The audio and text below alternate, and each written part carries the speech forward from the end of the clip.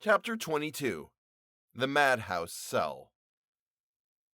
When the porter of the Madhouse went out to the coach, his first impression was that the boy, who was said to be insane, was dead, for not even the jolting ride to Peckham had been sufficient to arouse him to a consciousness of how he was situated, and there he lay still at the bottom of the coach, alike insensible to joy or sorrow. "Is he dead?" said the man to the coachman. "How should I know?" was the reply. "He may be or he may not, but I want to know how long I'm to wait here for my fare." "There's your money. Be off with you. I can see now that the boy is all right, for he breathes, although it's after an old fashion that he does so. I should rather think he's had a knock on the head, or something of that kind."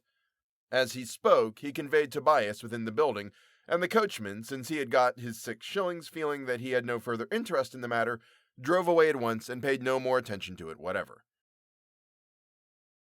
When Sweeney Todd reached the door at the end of the passage, he tapped at it with his knuckles, and a voice cried, "Who knocks? Who knocks? Curses on you all! Who knocks?" Sweeney Todd did not make any verbal reply to this polite request, but opening the door, he walked into the apartment, which is one that really deserves some description. It was a large room with a vaulted roof, and in the center was a superior oaken table, at which sat a man considerably advanced in years, as was proclaimed by his grizzled locks that graced the sides of his head, but whose Herculean frame and robust constitution had otherwise successfully resisted the assaults of time. A lamp swung from the ceiling, which had a shade over the top of it, so that it cast a tolerably bright glow upon the table below, which was covered with books and papers, as well as glasses and bottles of different kinds, which showed that the madhouse keeper was, at all events, as far as himself was concerned, not at all indifferent to personal comfort. The walls, however, presented the most curious aspect, for they were hung with a variety of tools and implements which would have puzzled anyone not initiated into the matter even to guess at their uses.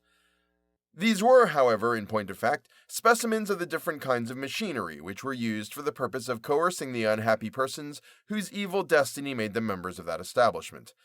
Those were what is called the good old times, when all sorts of abuses flourished in perfection, and when the unhappy insane were actually punished as if they were guilty of some great offense. Yes, and worse than that, they were punished, for a criminal who might have injustice done to him by any who were in authority over him could complain, and if he got hold of a person of higher power, his complaints might be listened to, but no one heeded what was said by the poor maniac, whose bitterest accusations of his keepers, let their conduct be what it might, was only listened to and set down as a further proof of his mental disorder.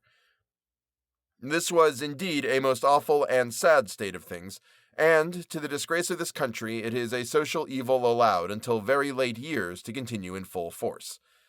Mr. Fogg, the madhouse keeper, fixed his keen eyes from beneath his shaggy brows upon Sweeney Todd as the latter entered his apartment, and then he said, "Mr. Todd, I think, unless my memory deceives me." "The same," said the barber, making a hideous face. "I believe I am not easily forgotten." "True," said Mr. Fogg as he reached a book, the edge of which was cut into a lot of little slips, on each of which was a capital letter in the order of the alphabet. "True.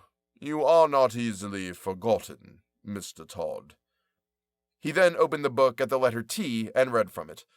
"Mr. Sweeney Todd, Fleet Street, London, paid 1 year's keep and burial of Thomas Simpkins, aged 15, found dead in his bed after a residence in the asylum of 10 months and 4 days.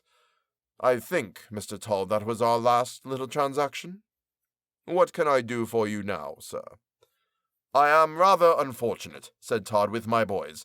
I have got another here who has shown such decided symptoms of insanity that it becomes absolutely necessary to place him under your care." "Indeed. Does he rave?" "Why, yes, he does, and it's the most absurd nonsense in the world that he raves about, for to hear him one would really think that, instead of being one of the most humane of men, I was, in point of fact, an absolute murderer." "A murderer, Mr. Todd? Yes, a murderer. A murderer to all intents and purposes. Could anything be more absurd than such an accusation? I, that have the milk of human kindness flowing in every vein, and whose very appearance ought to be sufficient to convince anybody at once of my kindness to disposition." Sweeney Todd finished his speech by making such a hideous face that the madhouse keeper could not for the life of him tell what to say to it. And then there came one of those short, disagreeable laughs which Todd would at times utter, which somehow or other never appeared exactly to come from his mouth, but always made people look up at the walls and ceiling of the apartment in which they were in great doubt as to whence the remarkable sound came. "For how long," said the madhouse keeper, "do you think this malady will continue?" "I will pay," said Sweeney Todd, as he leaned over the table and looked in the face of his questioner. "I will pay for 12 months, but I don't think between you and I that the case will last anything like so long. I think he will die suddenly." "I shouldn't wonder if he did. Some of our patients do die very suddenly, and somehow or other we never know exactly how it happens. But it must be some sort of fit, for they are found dead in the morning in their beds, and then we bury them privately and quietly, without troubling anybody about it at all, which is decidedly the best way, because it saves a great annoyance to friends and relations, as well as prevents any extra expense which otherwise might be foolishly gone to." "You are wonderfully correct and considerate," said Todd, "and it's no more than what I expected from you, or what anyone might expect from a person of your great experience, knowledge, and acquirements. I must confess I am quite delighted to hear you talk in so elevated a strain." "Why," said Mr. Fogg with a strange leer upon his face, "we are forced to make ourselves useful, like the rest of the community, and we could not expect people to send their mad friends and relatives here unless we took good care that their ends and views were answered by so doing. We make no remarks and we ask no questions. Those are the principles upon which we have conducted business so successfully and so long. Those are the principles upon which we shall continue to conduct it, and to merit, we hope, the patronage of the British public." "Unquestionably, most unquestionably." "You may as well introduce me to your patient at once, Mr. Todd, for I suppose by this time he has been brought into the house." Certainly. I shall have great pleasure in showing him to you." The madhouse keeper rose, and so did Mr. Todd, and the former, pointing to the bottles and glasses on the table, said, "When this business is settled, we can have a friendly glass together." To this proposition, Sweeney Todd assented with a nod, and then they both proceeded to what was called a reception room in the asylum, and where poor Tobias had been conveyed and laid upon a table when he showed slight symptoms of recovering from the state of insensibility into which he had fallen, and a man was sluicing water on his face by the assistance of a hearth broom, occasionally dipped into a pailful of that liquid. "Quite young," said the madhouse keeper as he looked upon the pale and interesting face of Tobias. "Yes," said Sweeney Todd, "he is young, more's the pity. And, of course, we deeply regret his present situation." "Oh, of course. But see, he opens his eyes and will speak directly." "Rave, you mean, rave," said Todd. "Don't call it speaking. It is not entitled to the name. Hush, listen to him." "Where am I?" said Tobias. "Where am I? Todd is a murderer. I denounce him." You hear, said Todd. "Mad indeed," said the keeper. "Oh, save me from him, said Tobias, fixing his eyes upon Mr. Fogg. "Save me from him. It is my life he seeks, because I know his secrets. He is a murderer, and many a person comes into his shop who never leaves it again in life, if at all." "You hear him?" said Todd. "Was there ever anybody so mad?" "Desperately mad," said the keeper. Come, young fellow, we shall be under the necessity of putting you in a strait waistcoat, if you go on in that way. We must do it, for there is no help in such cases if we don't." Todd slunk back into the dark of the apartment so that he was not seen, and Tobias continued in an imploring tone. "I do not know who you are, sir, or where I am, but let me beg of you to cause the house of Sweeney Todd, the barber, in Fleet Street, near St. Dunstan's Church, to be searched, and you will find that he is a murderer. There are at least 100 hats, quantities of walking sticks, umbrellas, watches, and rings, all belonging to unfortunate persons who from time to time have met with their deaths through him." "How uncommonly mad," said Mr. Fogg. No, said Tobias, "I'm not mad. Why call me mad when the truth or falsehood of what I say can be ascertained so easily? Search his house, and if those things be not found there, say that I am mad, and have but dreamed of them. I do not know how he kills the people. That is a great mystery to me yet, but that he does kill them, I have no doubt. I cannot have a doubt. Watson, cried the mad housekeeper. Hello, here, Watson.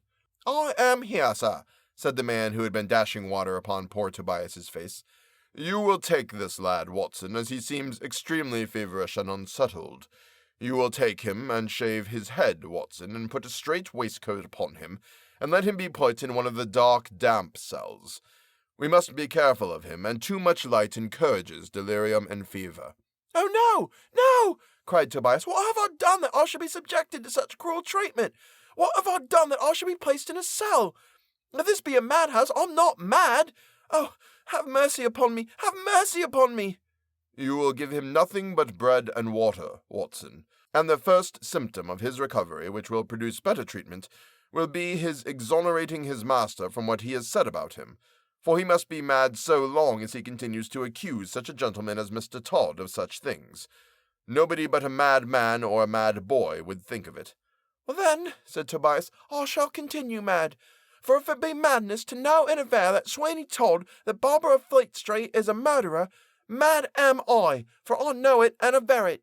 It is true. It is true. Take him away, Watson, and do as I desired you. I begin to find that the boy is a very dangerous character, and more viciously mad than anybody we have had here for a considerable time.